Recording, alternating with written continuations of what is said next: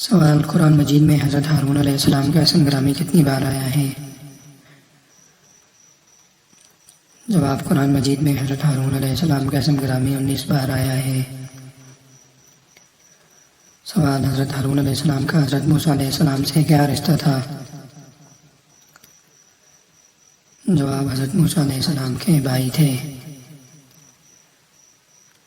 سوال: نبوت کے کام میں حضرت موسیٰ علیہ السلام کے ساتھی اور مددگار کون تھے؟ جواب: آپ کے بھائی حضرت ہارون علیہ السلام۔ سوال: بیت المقدس یروشلم میں خوشبو اور پاک ترین چیزوں کی تقدیس کا کام کون سا خاندان کرتا تھا؟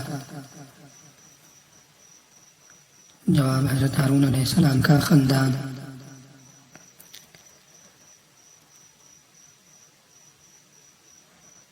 سوال: حضرت داؤد علیہ السلام کا اسم گرامی قرآن مجید میں کتنی بار آیا ہے؟ جواب: قرآن مجید میں حضرت داؤد علیہ السلام کا اسم گرامی 16 بار آیا ہے۔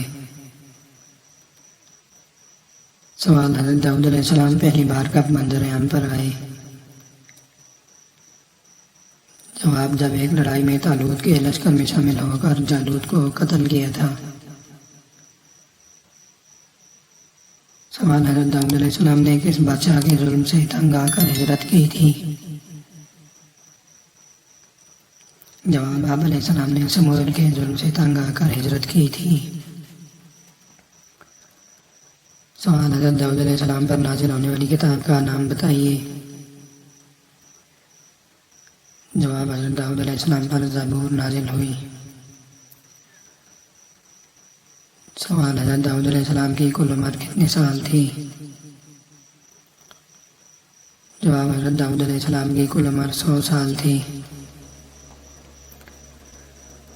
سوال: وہ کون سے نبی تھے جن کے ساتھ پہاڑ چلا کرتے تھے؟ جواب: حضرت داؤد علیہ السلام کے ساتھ پہاڑ چلا کرتے تھے۔ سوال: حضرت داؤد علیہ السلام کے محراب کے پہرے داروں کی تعداد کتنی تھی؟ جواب: آپ علیہ السلام کے محراب کے پہرے داروں کی تعداد 36 تھی۔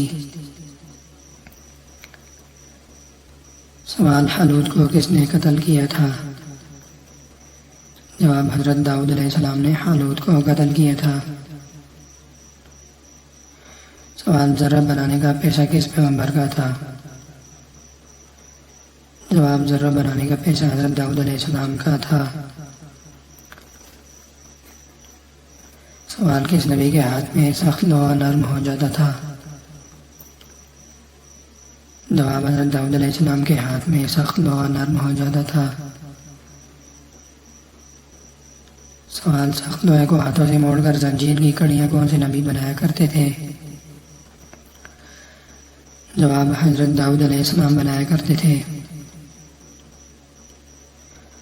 سوال: حضرت داؤد علیہ السلام نے بیت المقدس کی بنیاد کس جگہ ڈالی تھی؟ جواب: جہاں حضرت موسیٰ علیہ السلام نے اپنا خیمہ نصب فرمایا تھا۔